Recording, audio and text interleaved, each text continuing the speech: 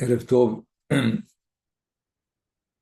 לימודנו תמיד להצלחת חיילי צבא הגנה לישראל, ילכו לשלום, יחזרו בשלום, ובכל דרכם יהיו בשלום, ותבוא ישועת ישראל על ידם, בזכות מסירות נפשם.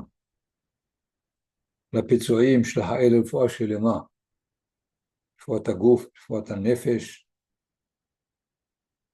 אלנה רפנה להם, אלנה רפנה להם, אלנה רפנה להם, ולחטופים שבויים, ייתן האל כוח, אמונה וסבלנות, עד שיחזרו למקומם בשלום. ולנופלים השם יקום דמם, ותהי נפשם צרורה בצרור רחים.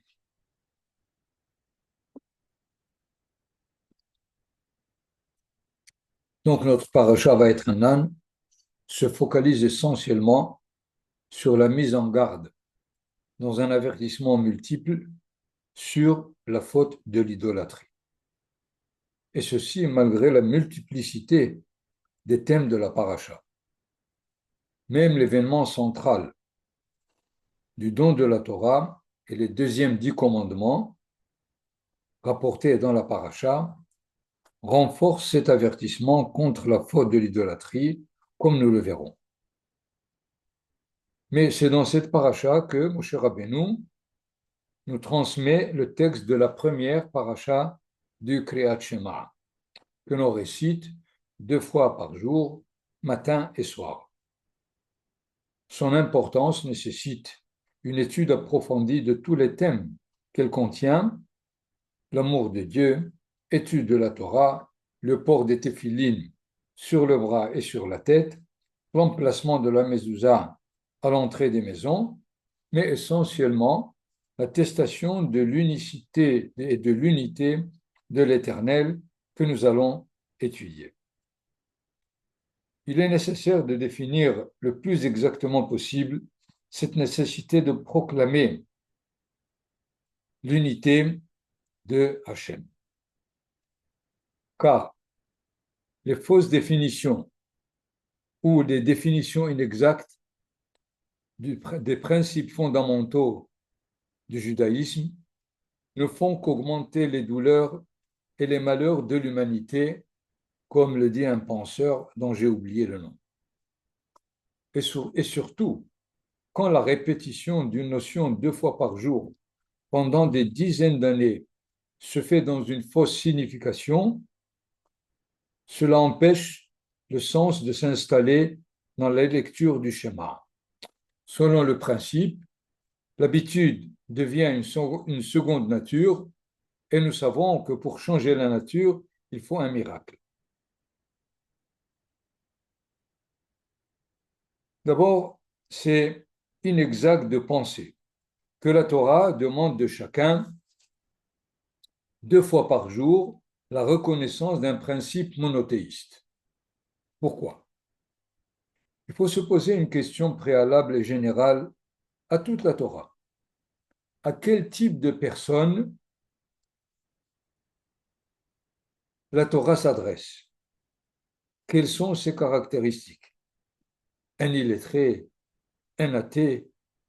Il n'y a aucun doute qu'elle s'adresse aux descendants des patriarches, qui étaient monothéistes.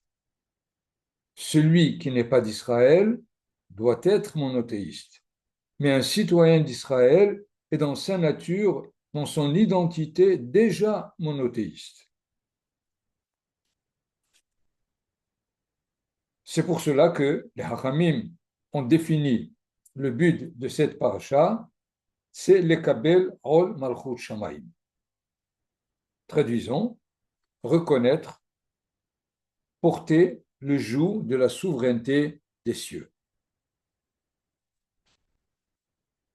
Comment doit-on réaliser cette expression dans la réalité quotidienne? Reprenons la formule souveraineté des cieux. Une souveraineté implique une royauté.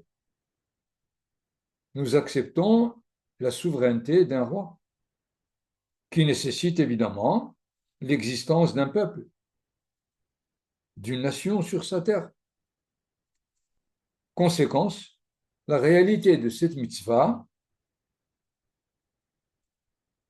comme d'ailleurs de toutes les mitzvot, n'a de vraie réalité que lorsqu'Israël est sur sa terre. Dans ce sens, mon appartenance au peuple d'Israël me permet de reconnaître l'unité divine, comme le peuple le concrétise dans sa vie quotidienne. Donc, répétons, l'expression souveraineté des cieux nous oblige de réfléchir sur le deuxième terme, des cieux. Que vient faire le ciel dans cette expression? Pourquoi ne pas dire la souveraineté divine, la souveraineté de l'Éternel? En hébreu, le ciel est au duel, Shamayim. Pourquoi? Une première interprétation de Shamayim serait la contraction de Esh Umayim, c'est-à-dire deux créatures antinomiques qui sur terre sont en compétition.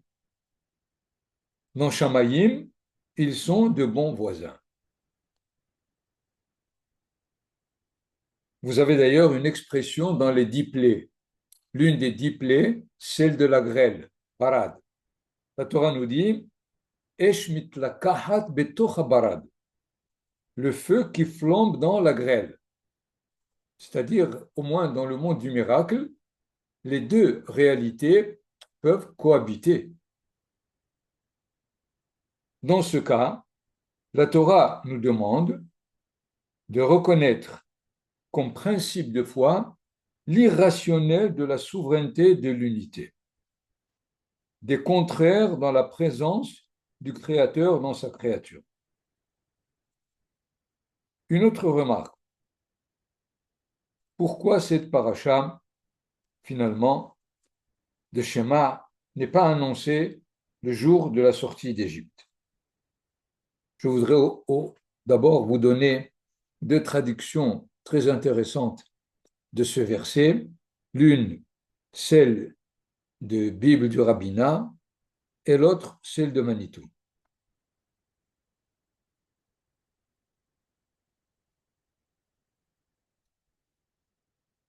Nous voyons donc le verset Shema Israël Adonai Eloheinu Adonai Echad. Traduction du rabbinat, écoute Israël, l'Éternel est notre Dieu, l'Éternel est un.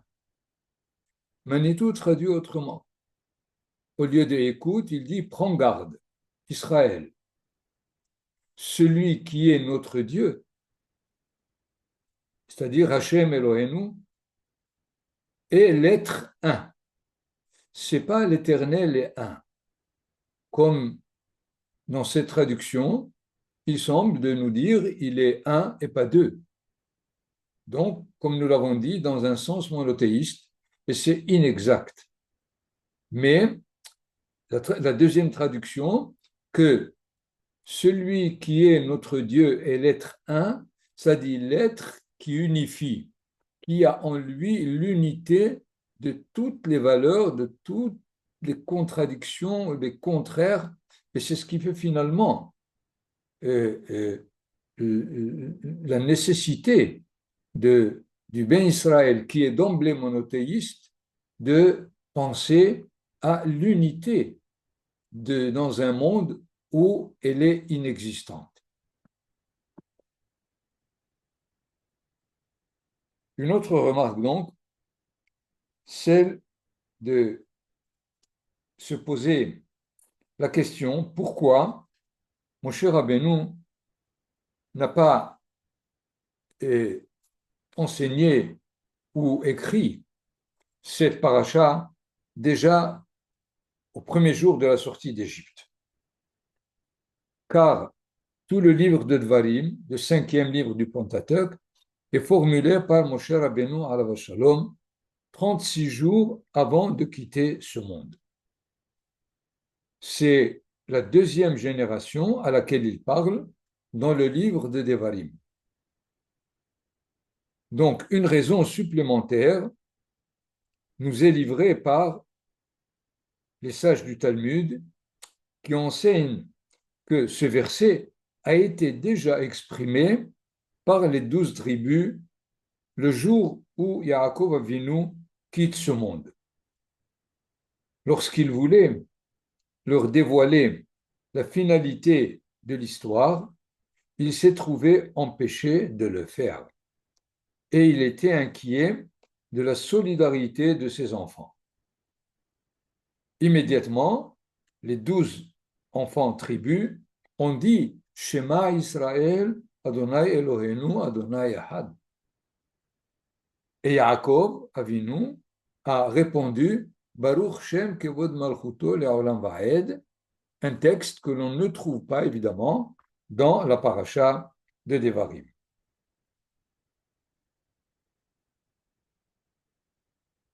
Et pourtant, mon cher Rabbeinu, comme nous l'avons dit, ne l'explique que dans la loi écrite qu'à la génération qui rentre en Israël.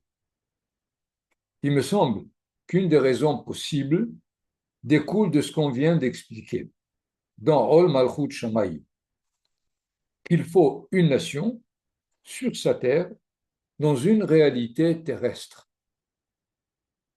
Alors que la première génération a vécu dans une réalité de miracle, sans le poids des nécessités terrestres qui nous présentent chaque jour des situations contradictoires. Je voudrais ici résumer un point important de Kriyat Shema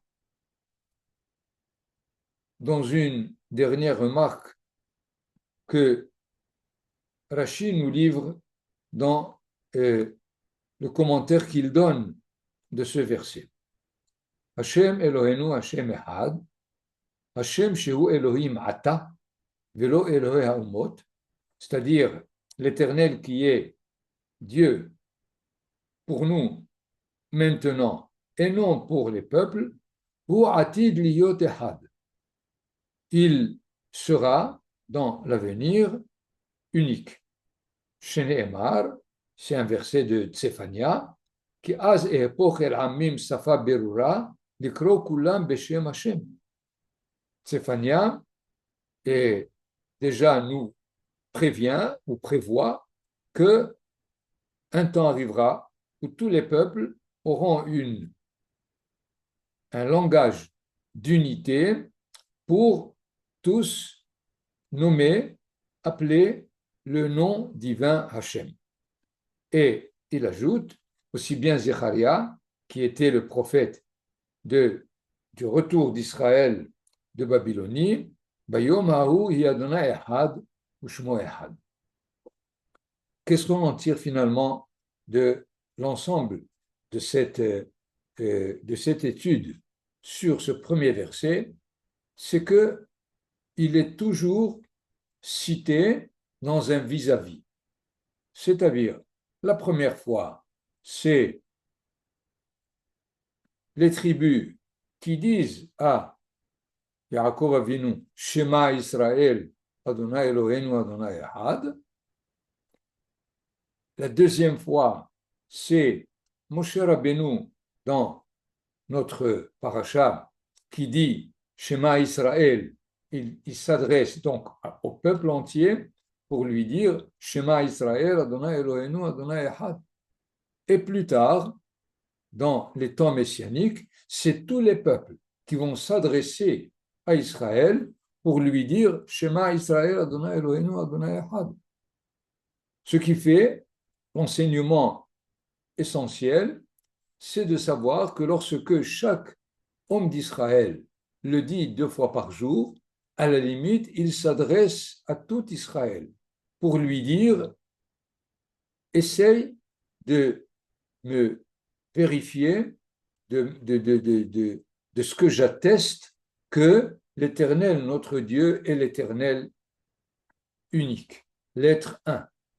Dans ce sens, on a l'habitude de traduire Kriyat Shema, la lecture du Shema. On pourrait traduire un peu plus exactement, Kriyat Shema, c'est l'appel, comme quelqu'un qui courait, il appelle, l'appel à l'écoute.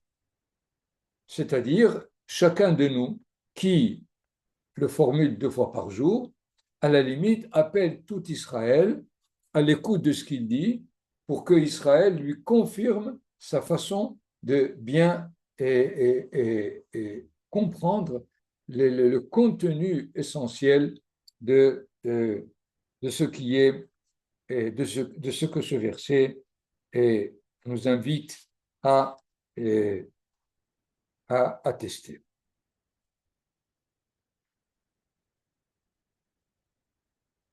Voilà donc pour ce texte du schéma. Et comme nous l'avons déjà annoncé au début de l'étude, que l'unique sujet de la paracha, c'est l'exhortation à une vigilance extrême contre l'idolâtrie. Dans le récit répété du don de la Torah au Sinaï, Moshe Rabbeinu insiste sur un détail dans le dévoilement de Hakadosh Baruch Hu sur le mont Sinaï qui a priori, comme nous le verrons, contredit le même récit la première fois dans la paracha de Yitro. Essayons ensemble de suivre les versets dans les 2 livres. D'abord, dans notre paracha, nous voyons que Moshe Rabbeinu dit Vaidaber Adonai alechem mitoch ha'esh. Kol devarim atem shom'im utmuna enechem ro'im zulati kol. Traduction, nous l'avons. Et l'Éternel vous parla du milieu de ces feux, vous entendiez le son des paroles, mais vous ne perceviez aucune image, rien qu'une voix. Plus loin, quelques versets. Venishmartem me'od nafshotechem ki lo reitem kol temuna. Beyom diber Adonai alechem bechorev mitoch ha'esh. Prenez donc bien garde à vous-même, car vous n'avez vu aucune figure le jour où le Seigneur vous parla sur le Horev du milieu du feu. Évidemment, l'avertissement qui vient, Pentashhitun, Va'asitem lachem pesel temunat kol, Samel tavnit zachar onekeva, craignez de vous pervertir en vous fabriquant des idoles, représentations ou symboles de quoi que ce soit, image d'un individu, mâle ou femelle. Voilà quelques versets, on peut en donner d'autres dans le livre de Devarim, alors que si nous prenons dans le livre de Shemot, nous avons Vechol ha'am ro'im et hakolot ve'et halapidim. Ve'et kol hashofar ve'et har Hashem vayar ha'am vayanou ve'amdu merachok.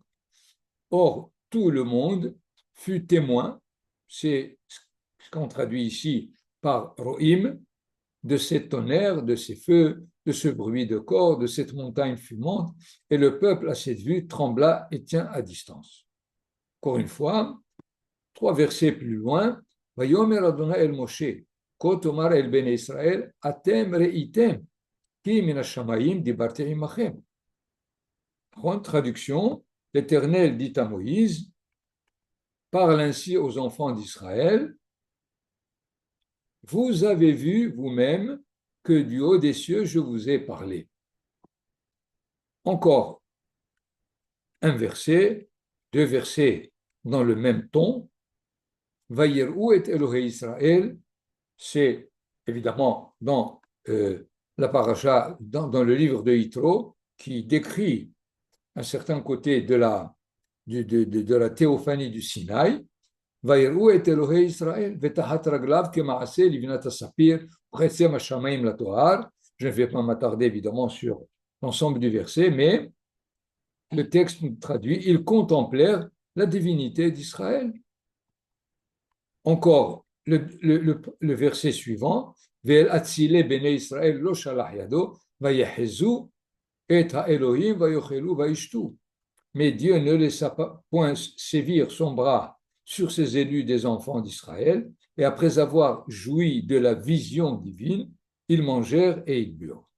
Donc, c'est clair que l'élément de la vision est présent dans le récit du don de la Torah dans le livre de Shemot, alors que Moshe Rabbeinu, dans notre livre, leur dit qu'ils n'ont rien vu.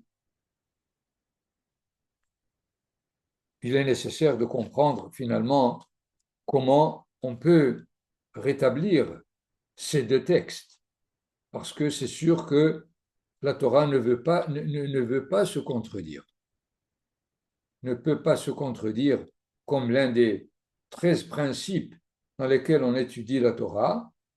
Shne ketuvim machishim ze et ze, les deux écrits qui semblent nier l'un l'autre,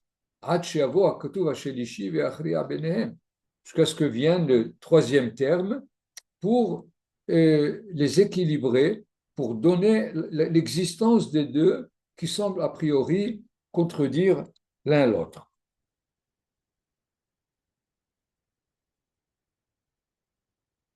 Il est évident que le texte de Dvarim est le plus important pour nous. Il ne s'agit pas de croire qu'il y a eu une vision palpable, tangible dans la théophanie du Sinaï. Parce qu'il y a un verset que dans notre paracha dans lequel Moshe Rabbeinu leur dit Udvarav shama'ata mitoch ha'esh, mais il leur dit que eux, ils ont, au verset 20 du chapitre 5, vous avez entendu la voix dans l'obscurité. Alors, si c'est l'obscurité, on ne peut rien voir. Ce qui fait notre paracha insiste énormément sur le fait qu'il n'y a pas eu de vision. Donc, premièrement, pourquoi Moshe Rabbeinu introduit cette impossibilité d'avoir vu quelque chose? Et en deuxième lieu, il faut justifier les versets de Shemot. Je sens qu'il y a au moins deux raisons pour ce changement que Moshe Rabbeinu opère dans notre paracha. La première raison, c'est que la faute du veau d'or, où le peuple a exprimé la nécessité d'une vision tangible, du guide de la route qu'ils espéraient avoir. Ceci a obligé Moshe Rabbeinu de décrire la théophanie du Sinaï dans sa vraie réalité par rapport au peuple. La deuxième raison, c'est que la génération à laquelle il s'adresse aujourd'hui, c'est celle qui va rentrer en Israël. Et dans l'entrée imminente du peuple en terre de Canaan, où l'idolâtrie était la caractéristique essentielle de la civilisation cananéenne, évidemment, l'influence, l'attirance était certaine et évidente, et c'est de cela que Moshe Rabbeinu veut les avertir. La preuve d'ailleurs de ce que Moshe prévient, c'est décrite dans le récit historique des livres des prophètes. Nous savons que la majorité du temps, Israël, du premier temple et même du temps des juges, a été attiré par le culte idolâtre des 7 peuplades de la terre de Canaan. Mais nous devons maintenant répondre au fait que la Torah s'exprime dans ce paradoxe. N'est-il pas plus simple de l'exprimer partout comme Moshe Rabbeinu le dit dans notre paracha.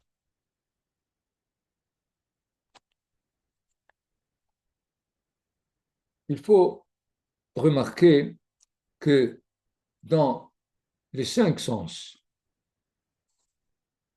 c'est-à-dire le toucher, l'odorat, l'ouïe, le goût et la vue, c'est la vue qui est en même temps globale et certaine. Les autres ont plutôt une sorte de relativité par rapport à chaque individu. Le goût, par exemple, il y a ceux qui, pour le même produit, le trouvent plus sucré que moins sucré. Et ainsi pour tous les autres sens. Alors que la vue, de voir un objet, une créature, tout le monde est d'accord de distinguer clairement et nettement entre un arbre et un cheval. Un cheval, c'est un cheval, c'est pas, si on peut dire, une autre bête.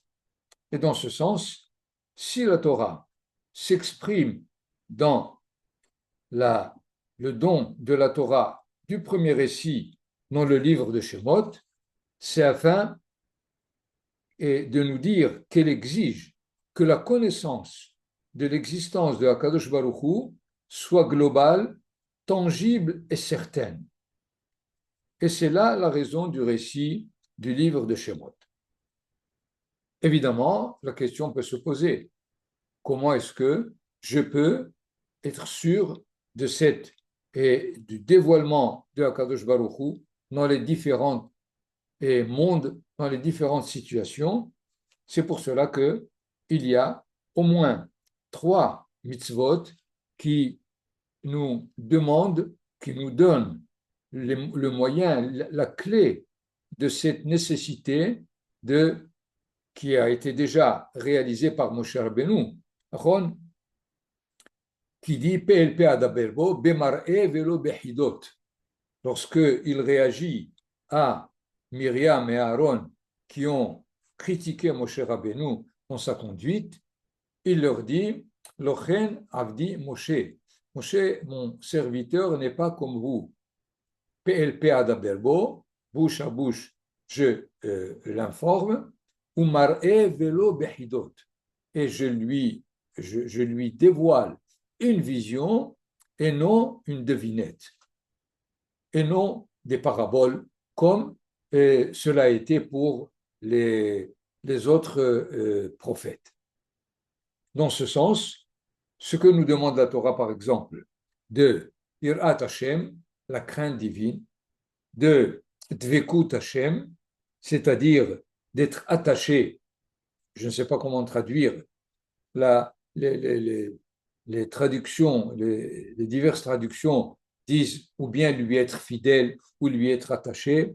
Et évidemment, cela demande de savoir comment on peut lui être attaché. En plus aussi, Vehalarta bidrachav, et tu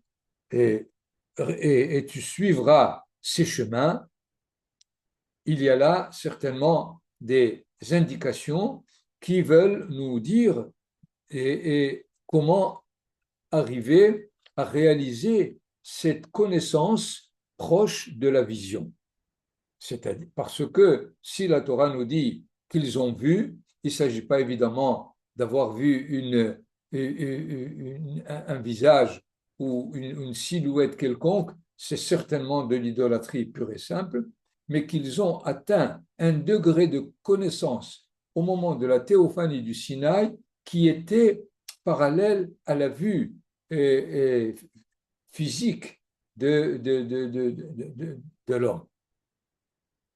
Dans ce sens, les Hachamim, évidemment, ont été obligés de bien définir ces 3 mitzvot, par exemple, qui, d'une part, semblent être là aussi antinomiques. D'une part, la crainte de Hachem, c'est d'établir une distance, un éloignement. Mais les dovkabo, traduction littérale, se coller à lui ou bien lui être fidèle, ou lui être attaché, c'est d'Avka le rapprochement. C'est aussi le but de Ahavat Hashem, l'amour de Hashem. Nous voyons donc qu'il est important de mener en même temps, pour avoir la vue exacte de cette connaissance de Hachem, à travers des modalités qui nous semblent encore contraires. Nous revenons finalement à une des situations que nous avons étudiées dans le texte, le premier verset de Shema Israël. Évidemment, le Vehalachta bidrachav, le fait de marcher dans ses voies. Qu'est-ce que c'est marcher dans ses voies? Les textes talmudiques disent et Mahu rahum afatarahum, Mahu hanun afatahanun. C'est-à-dire, de la même façon qu'il est miséricordieux, sois aussi toi miséricordieux.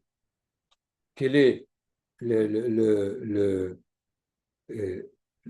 le sens dans cette façon d'exprimer Ve'alarta bidrachav, c'est-à-dire, généralement, le Ben Israël, il a la rahmanout. Il est quelqu'un de miséricordieux, de généreux. Ben Israël, rahmanim, baishanim, gomle hasadim. Mais la mitzvah de Ve'alachta bidrachav, c'est dire de la même façon que lui est miséricordieux.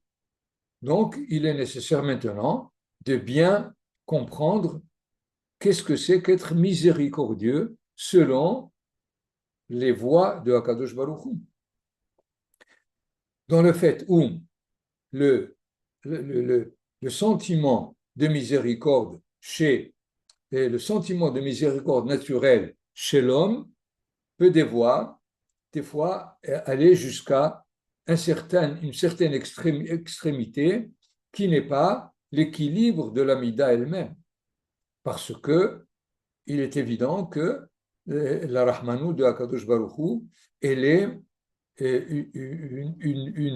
une conduite dans laquelle on peut trouver toutes les autres midot qui sont justifiées à travers cette Rahmanout elle-même. Et ceci, évidemment, donne à Maïmonide ce qu'on appelle le Shvil Azahav, le chemin doré ou le chemin du milieu, à Shvil Emtsaï, qui, étant conscient des vertus contraires, arrive à les vivre dans leur unité, dans ce que la Torah nous demande, Vehalarta bidracha, parce que les voies de Hachem sont telles que les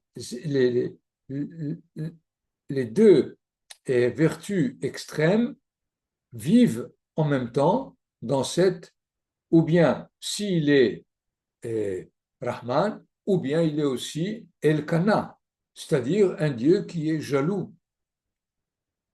Et nous voyons ici que cette exigence de connaître la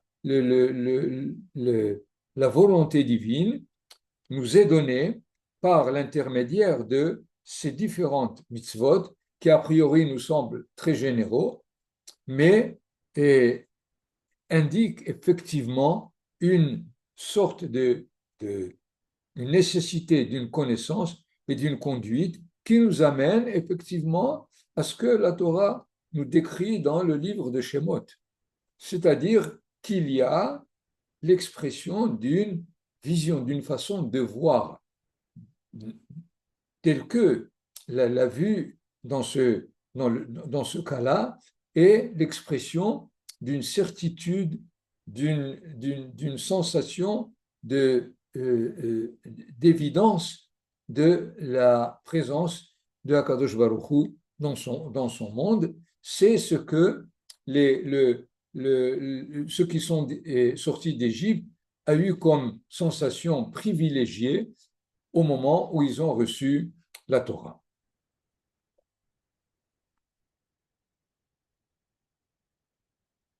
Je vous donne la possibilité, si vous voulez, de faire des remarques ou de poser des questions. pour les quelques minutes encore qui nous restent.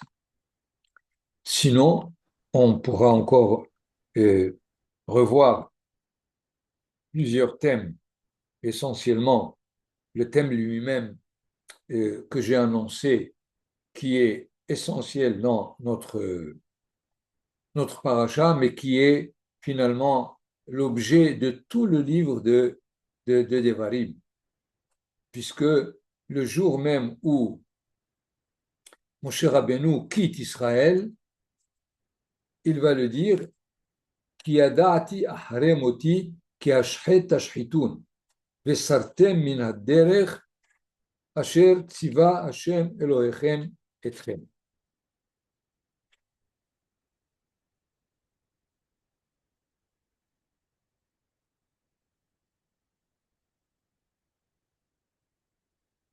Et quel est l'avertissement que leur donne Moshe Rabbeinu? C'est finalement de ne pas être entraîné dans le chemin de l'idolâtrie. Il n'y a ici ni le meurtre, ni la débauche, mais essentiellement, vous pouvez prendre les versets de la paracha de Vayeler, où c'est Akadosh Baruch Hu lui-même qui le dit, au chapitre 31, à partir du verset 16, Vayomer Adonai el Moshe, Innecha shochev im avotecha, vekam ha'am hazeh, vezana achare Elohei nechar haaretz. Tu vas quitter ce monde vers tes pères, et ce peuple va va se lever et va se détourner des dieux étrangers à cette terre. Nous voyons donc que tout le livre de Devarim est centralisé sur la faute de l'idolâtrie. Évidemment, la question, me semble, qui se pose aujourd'hui, c'est que selon les Hachamim, l'idolâtrie a disparu. Étant donné qu'au retour de l'exil de Babylonie, Ezra et toute Knesset Agdola, la grande assemblée, a demandé que l'instinct ou le Yetzer, la tendance à l'idolâtrie, soit enlevé, retiré de l'épreuve du peuple d'Israël, puisque finalement, comme s'ils ont prouvé qu'ils ont fait tout ce qu'ils ont pu, ils ont lutté, mais ils n'ont pas réussi à déraciner la faute de l'idolâtrie. Et dans ce sens, ils ont demandé que Kaviachol, Akadosh Baruch Hu, nous retire cette tendance à l'idolâtrie pour nous préoccuper évidemment d'autres problèmes aussi importants. Et effectivement, les Hachamim nous disent que leur prière a été acceptée et le fait d'être attiré par le culte idolâtre a été retiré de l'humanité. Dans ce sens, comme si tout le texte dans sa traduction littérale est inutile pour nous. Mais il est nécessaire de bien comprendre que l'idolâtrie, elle prend d'une période à l'autre des visages, des expressions complètement différentes, mais qui sont reliées directement à la relation avec la divinité. Puisque si vous prenez, par exemple, le traité de Avodah Zarah, essentiellement, il se préoccupe des coutumes des peuples qui étaient idolâtres. Ils avaient les fêtes qu'ils avaient dans leur calendrier, mais qui n'étaient pas nécessairement de se prosterner devant une statue ou d'apporter des sacrifices, mais ils avaient leur culte, tout simplement. Et là, les Hachamim nous mettent en garde. D'ailleurs, aujourd'hui, nous comprenons que c'est un décret des Hachamim qui est impossible, puisqu'il demande de ne pas avoir avec les Goyim du commerce 3 jours avant leur jour de fête et 3 jours après. Mais ils disent que le dimanche, chez les chrétiens, c'est un jour de fête. Si on ne fait pas de commerce avec eux 3 jours et trois avant et après, donc on ne peut plus faire de commerce du tout. Et pourtant, on le fait. Parce que effectivement, ce courant euh, qui a existé du temps des Tanaïm et des Amoraïm a disparu pour faire place, évidemment, à la théologie grecque de leur, de leur façon de comprendre la divinité. Ils la définissent comme cause première et comme et dans plusieurs termes, mais encore une fois, c'est une forme idolâtre. Pourquoi? Parce que là où la définition de la divinité est fausse ou inexacte, c'est une dérivée de l'idolâtrie elle-même. Aujourd'hui, évidemment, avec le monothéisme, il ne s'agit pas du tout d'une idée de la divinité, mais depuis Nietzsche et peut-être avant lui, Dieu est mort. Il n'existe plus. Nous voyons donc que ce que la Torah nous demande, c'est pas de ne pas être idolâtre à la façon des pays, des peuples de Canaan, mais d'être toujours au courant des différentes façons de comprendre la divinité, que l'on risque de nous l'assimiler, de les comprendre et de bien définir ce que la Torah veut de nous à propos de notre façon de comprendre l'existence de Hachem. C'est d'ailleurs pour cela que Harambam, dans son livre Yad HaZaka, le livre de tout le code des 613 mitzvot, commence par cette mitzvah. Yesod HaYesodot ve'amud HaChochmot, la base de toutes les bases et la sagesse de toutes les sagesses, Leyeda sheyesh Eloah mamtsi et kol animtsaim. Il est dit, il faut insister, l'Iyeda, connaître, pas les ha'amin. Il ne s'agit pas d'avoir une foi. Évidemment, au début, on est obligé d'avoir une émouna dans ce principe fondamental. Mais Harambam nous demande la connaissance. L'Iyeda shiesham mamtsi et kol animtsaim ve'en matsui bilti hu. Et il n'y a pas de réalité concrète qui existe si on ne le voit pas comme celui qui fait tout exister.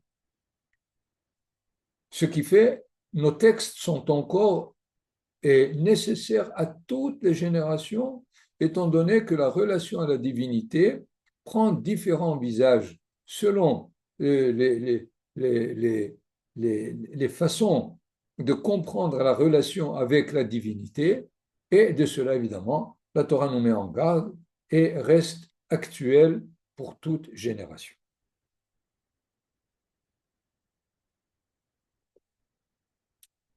Donc, est-ce que ça n'a pas été trop vite ou Non, non, c'était très intéressant. c'est Metsuyan. Prenez donc.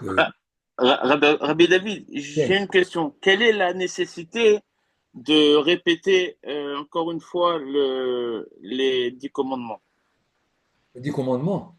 Oui, D'abord, dans la généralité de ce qu'est les 5 livres, les 4 livres de Humash et le cinquième. Nous savons que les 4, c'est le même récit vu du côté de celui qui donne la Torah. Alors que le livre de Devarim, c'est vu du côté de celui qui reçoit la Torah. Donc, il faut maintenant essayer de comprendre les différences dans יפה מאוד. les 10 commandements à travers cet enseignement du Maharal. Deuxièmement, il est évident que les deuxièmes 10 commandements sont dites par Moshe Rabbeinu à celui qui rentre, à la génération qui rentre en Israël. Donc, il leur exprime que le Shabbat n'est donné que pour cette génération et toute génération qui se trouve en Israël. Alors que celle qui est sortie d'Égypte n'est pas encore à ce niveau. Et c'est pour cela d'ailleurs que la raison du Shabbat est donnée dans le livre de la paracha de Yitro du côté de celui qui donne la Torah, c'est-à-dire qui cherche alors que pour les deuxièmes, Vezacharta ki eved haïta be'et Mitzrayim, vaïvdecha Adonai Elohecha misham, al ken tzivvecha Adonai Elohecha la'asot et yom Shabbat. Nous avons plusieurs fois fait la remarque que selon les premiers 10 commandements, tout le monde doit faire le Shabbat, parce que tout le monde est inclus dans la création. Alors que dans les deuxièmes 10 commandements, tout le monde est exclu, sauf Israël. Et ceci, finalement, explique les deux faces du Shabbat lui-même, importantes pour Israël de savoir en quoi c'est lui qui est concerné pour le Shabbat, mais par ailleurs, quelle est la raison première de la mitzvah du Shabbat. Le Erev Rav était avec ce groupe-là? Il est concerné? Le Erev Rav était Oui. évidemment, ils sont sortis avec cette génération. C'était le peuple qui est sorti d'Égypte.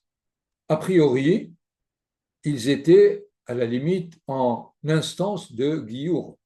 Est-ce qu'ils étaient capables ou non? Il me semble qu'après la faute du veau d'or, ils ont été tout simplement exclus.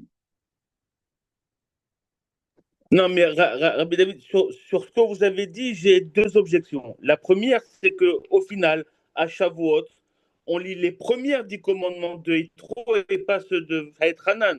Donc l'importance est donnée plus à celle de Yitro que celle de Vaet Hanan. Et deuxièmement, si vous dites que il y a les mitzvot, enfin, il y a celui qui parle, il y a Dieu qui parle dans les 4 livres, et là c'est Moshe, on ne voit pas que toutes les mitzvot ne sont répétées. Et même si toutes les mitzvot ne sont pas répétées, on pourrait trouver leur trace, si on peut dire, dans tout ce que Moshe Rabbeinu a donné. Il n'y a aucun doute. C'est un travail à faire, mais c'est ceux qui ont fait le recensement des mitzvot ont des fois choisi la même mitzvah. Par exemple, Maïmonide, pour la mitzvah des Tfilin, il rapporte ceux du Shema et pas ceux de Kadesh Likol Bechor. C'est une question supplémentaire que je pose pour toi. C'est-à-dire, d'une part, il y a des mitzvot répétés, des mitzvot qui ne sont pas répétés, mais en tout cas, c'est sûr que la trace des 613 se trouve aussi dans le livre de Dvarim.